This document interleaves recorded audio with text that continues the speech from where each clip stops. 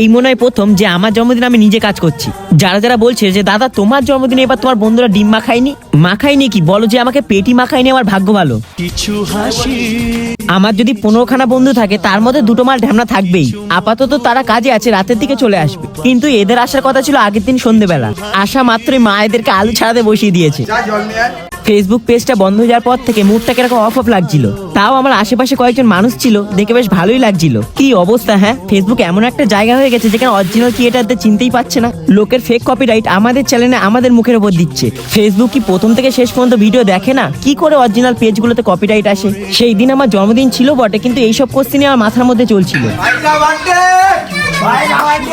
কেন জানি না সবসময় আমার সাথে এইগুলো হয়। কখনো রিকমেন্ডেশন অফ হয়ে যায়, কখনো ফেসবুক পেজ চলে যায়। সবাই হয়তো ভাবছিল যে আমার জন্মদিন আমি বিশাল আনন্দে ছিলাম, কিন্তু আমার মা দাদার আনন্দ দেখে আমি আর মুখ গুমড়ে রাখতে পারিনি।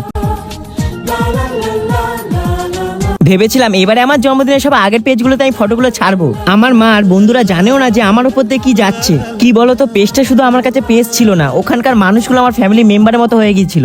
জানি না আমি তোমাদের ভালোবাসা পাওয়ার যোগ্য কিনা।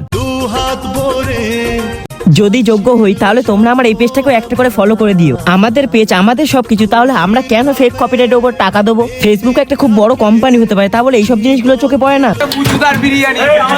যাই হোক, সেদিনকার আমার জন্মদিনের জন্য তাড়াহুড়ো করে বাড়িতে বিরিয়ানি করা হয়েছিল। অবশ্য আমাদের বাড়ির পাশে একটা কাকাই রান্না করেছিল। আবার মন দিয়ে ভিডিও করার চেষ্টা করছি, তোমরা আমার পাশে থেকো।